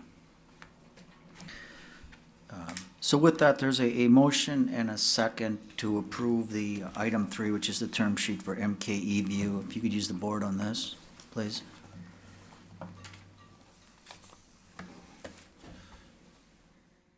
And that passes on a vote of 9-2. Thank you. We're now on to item 4. And what are your wishes regarding item 4? Is the motion by Alderman Scannell? Seconded by Alderman Joe Moore. Alderman Chris Weary. Thank you, Mr. Mayor. And I guess this question would be perhaps for Director Vonk or Alderman Moore, who sits on that committee. The shipyard project, these potential purchases are, stated in the minutes for the shipyard project, and that's, as we know, not finalized yet. So I'm just wondering why we're looking at purchasing it and where the funds would come from. Seems a little presumptuous, so I'd just answer that. Either one of you. Or Alderman Moore, do you want to? Sure. We actually had discussed that specifically, that the shipyard project, not knowing what was going to happen with that, would it still be worth picking these parcels up for the price that these parcels are being sold for, and the negotiations that we directed staff to work with. And we believe that securing, as members of the RDA, we believe that securing and basically squaring off the block, owning those properties where the street grid comes up and ends, that whether or not the shipyard project comes through or does not, that the marketability of that property is better for us if we have these properties in our own control. There's also a revenue source here through leases in these properties as well. So that's why we decided and directed staff to move forward with negotiations. Director Vonk. Yeah, I would concur with Alderman Moore. There is opportunity for closed session on here if you want some more information in terms of where those negotiations are at and timing for those things. But I believe, per the recommendation from the RDA, regardless, the city has a vested interest because the RDA does own the property to the east of the tracks, that it would be in our best interest to secure an interest in these properties to the west of the tracks, contiguous, because one impacts the other in terms of land use. Alderman Weary. All right, I appreciate the information. Thank you. All right, so with that, we have a motion and a second to approve item 4. All in favor of that motion, please signify by saying aye. Aye. Those opposed, nay. The ayes have it, and that's been approved. Okay, clerk. Report of the Improvement and Service Committee. There's a motion by Alderman Randy Scannell, second by Alderman Dave Nenning, to approve the report of the Improvement and Service Committee. That was for the meeting held on March 15th. Any items in this report you wish to handle separately? Hearing none, all in favor of that report, please signify by saying aye. Aye. And those opposed, nays. The ayes have it, and that report's been approved of its entirety.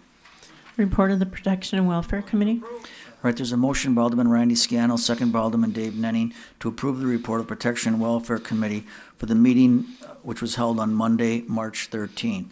Are there any items in this report you wish to handle separately? Hearing none, all in favor of that report, please signify by saying aye. Aye. And those opposed, nays. Ayes have it, and that report, I'm sorry. Okay, I got that. You're abstaining from the full report. And Alderman Zima, it's no on number 2, or what did you? Okay. All right, with those notations. Report of the Protection and Welfare Committee granting operator licenses. All right, there's a motion by Alderman Randy Scannell, second by Alderman Mark Stoyer, to approve the report of the Protection and Welfare Committee granting the operating licenses. Are there any names on here you wish to handle separately?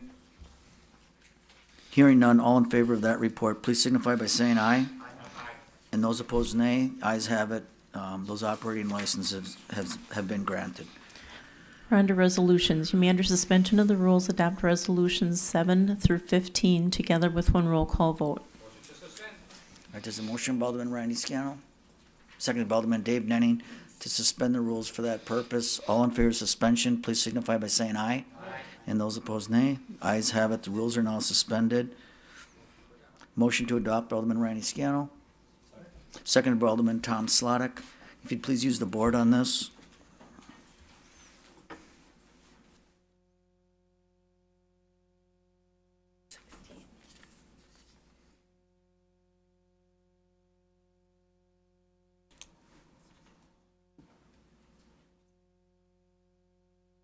Okay, and those pass unanimously. Thank you.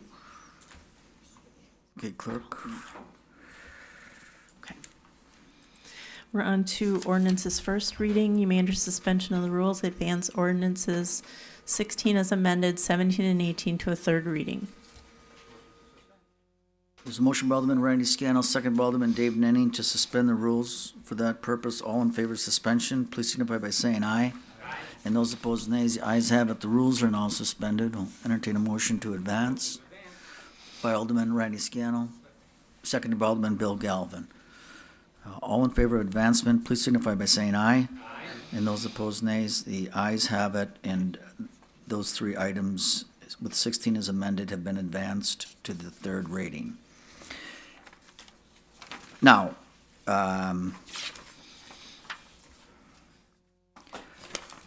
Alderman Weary, this kind of, I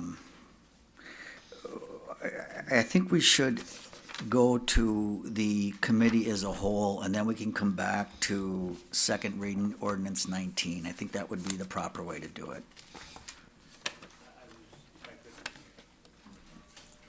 Go ahead. This can go to the third reading. I know we have some disagreement on whether or not we can vote it up or down now, but go to the third reading and we can debate this in 2 weeks. That's fine with me. We don't need to debate the intricacies of it right now. That's fine. All right, so do you want to make a motion to advance? So moved. All right. Second. Seconded by Alderman Mark Stoyer. Do this on a voice vote. All in favor of advancement, please signify by saying aye. Aye. And those opposed, nays. The ayes have it. That's been advanced to the third reading. Now, there are 2 items on the committee as committee of the whole. All right, so there's a motion by Alderman Joe Moore. Second. Second by Alderman Randy Scannell, to receive and place on file item 1, which is the request by Alderman Weary to reconsider the starting time, which we'll handle in 2 weeks. Seeing no lights, all in favor of that motion, please signify by saying aye. Aye. And those opposed, nays. The ayes have it. That item has been received and placed on file. The second item is the request by Green Bay resident Bernie Dallin for the City of Green Bay to reimburse the Greater Green Bay Community Foundation Project Fund for the Colburn Pool Project.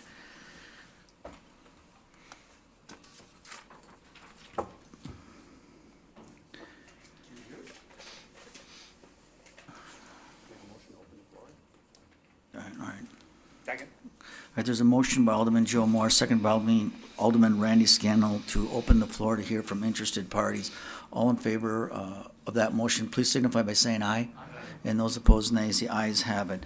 The floor is now open, and we are discussing the Committee of the Whole report, the full council on the request by Green Bay resident Bernie Dallin for the city of Green Bay to reimburse the Greater Green Bay Community Foundation Project Fund for the Colburn Pool.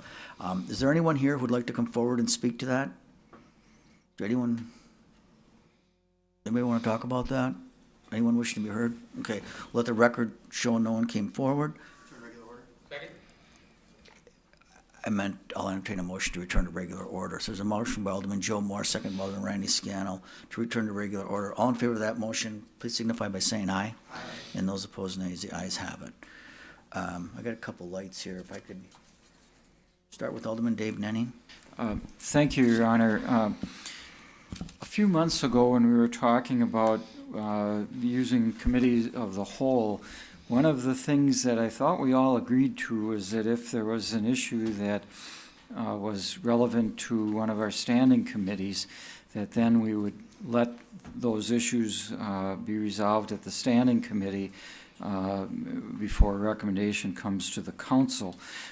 This particular issue about reimbursing donors for Colburn Pool was before the Finance Committee, and the Finance Committee tabled it until such time as we have the consultant's report back on the 4 alternatives. So I wonder if it isn't more appropriate to either receive this and place it on file or to refer it to the Finance Committee rather than dealing with it as committee of the whole. So we talked about this. I think refer to finance is an option. Okay. I'll make a motion to refer to the Finance Committee. All right. Second that. There's a motion by Alderman Nenning, second by Alderman Joe Moore to refer this item to finance. So that's all right. And that's the motion on the floor. Alderman Tom Dwayne? Oh, I'm sorry, Your Honor, I'll just take it off. I was just gonna say the same thing. We discussed this already, and I thought that's what we're doing. I saw it on here, but,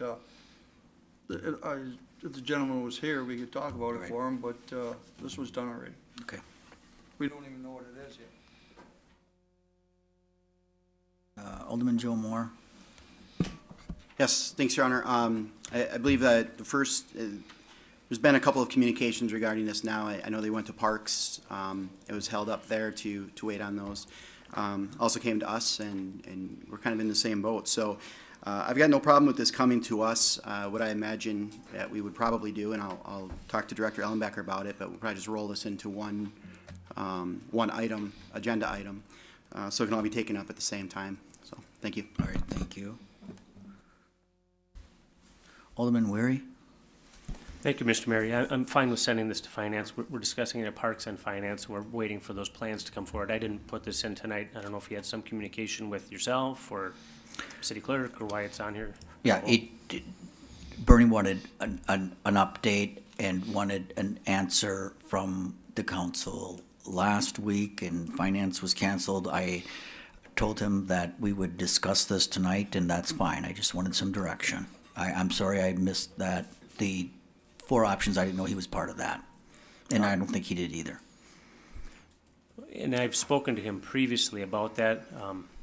I think he's pretty reticent on helping with any of those plans. Some of the other donors do want to see the plans. I think Bernie's pretty, Mr. Dowland's pretty solid on perhaps not helping with that. Did he give any kind of deadline, or I know he's talked about a lawsuit, so. And that, yeah, I think it's coming up, and that's why I was going to bring this, I told him I was going to bring it to finance last week, and they didn't meet, so it came here. Well, in referring this to Finance, are you going to follow up with Mr. Dowland and explain what's happening? Tomorrow morning. All right. Thanks. So with that, we have a motion second to refer this item to finance. All in favor of that motion, please signify by saying aye. Aye. And those opposed, nays. Ayes have it. That's been referred. Alderman Zima? Thank you, Your Honor. You know, there was another request by Alderman Stoyer to reconsider the 45-day wait period, No, which he had spoken to us about earlier. I have some questions about it. Well, Yeah, it's about the process. I received an email from the clerk's office at 6:25 yesterday evening is what it was, 6:28 it was dated. I spoke to Mr. Stoyer, and evidently he met with a couple members of the council and thought it was maybe best to pull it back and re-examine it another day. But the manner in which it was taken off the agenda, I find unusual, to say the least.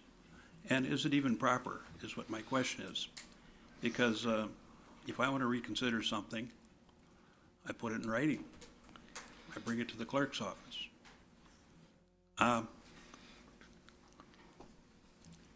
I've never heard of, well, we were talking to a staff member and asking the staff member to pull it back, and the staff member arranges something with the clerk's office. I don't know how it was, because the clerk's office was closed at 4:30, and something comes from the clerk's office 2 hours after it's closed.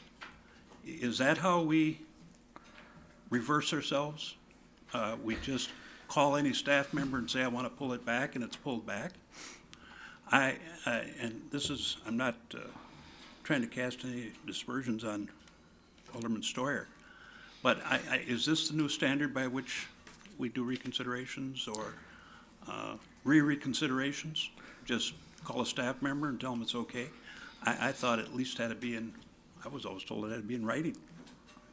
I think you'd have to talk to Alderman Stoyer, and I just think in Well, terms of. what I want to know is how did it go from him talking to somebody on a telephone that isn't even in the clerk's office, one of our staff, and then someone from the staff goes down to the clerk's office and opens it up, I guess, and goes and makes sends an email out to us regarding this. I find that, That was his request, and I don't know what makes you think we're not hooked up 24/7 here. I mean, we have computers at home, and we can get in, I mean, that was his request, and I think you want to talk to Alderman Stoyer about this. Who sent the email to us? The clerk's office? Member of the clerk's I got it. staff? I was at Bible study when I got it. I don't I know. know, you're such a holy roller. Anyway, who made this? Alderman Stoyer. So, all right. No, he didn't. He did not talk to anybody he made that clear to me. He didn't speak to anyone. He spoke to Cheryl Rainier Wig, he told me. If you know, why you asking? Well, what I'm saying is that a proper, I'll let way? I'll let Alderman Stoyer comment on this, and then we're going No, to adjourn. I'm not but- asking anything of Mr. Stoyer. I'm asking of you and our attorney, is that how changes are made? You just call any staff member and tell them to call up and change something? It doesn't have to be at least verbally to a member of the clerk's staff? It can be just any old person? So I want to know for the future of what I can do. Your Honor, point of information, it's done, and our staff and our attorneys told us multiple times it has to be in writing, over and over and over again. I've tried to do it over the phone and told 100% of the time you have to come in and do it in writing, so I'm just we gotta keep the right standard going. But for do we the- just have a different set of rules when it meets the mayor's desire? We're adjourned. No, we're not adjourned. Yeah, we're adjourned. We're You gotta have adjourned. a We're not gonna listen motion. to that. You gotta have a motion. You don't have to listen to it. I wanna know how this stuff goes about. We don't have to follow any I don't protocols. know what the protocol, we'll study the protocol. I don't know what the Just protocol. Study the protocol. Ask Just us. ask the attorney. You are desperate to get this off the agenda. It's got to be 24 hours. I've done it by phone. So, For committees, I've done it by phone. liquor license request is on. My phone to who? Motion by Alderman Scannell, second by Alderman Galvin. All in favor of adjournment, please Joe, signify by we're saying talking about aye. communications. And those opposed, nay. Ayes have it, we're adjourned. That's different.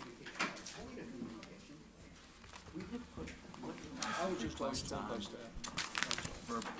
You guys have called, we put liquor license requests.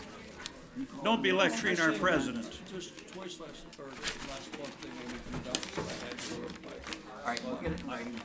I No, thought, I'm just saying, you gotta follow the same protocol. all the time. I I don't know why. Our staff, our attorneys told me I had to come down every time. Mayor. I don't care.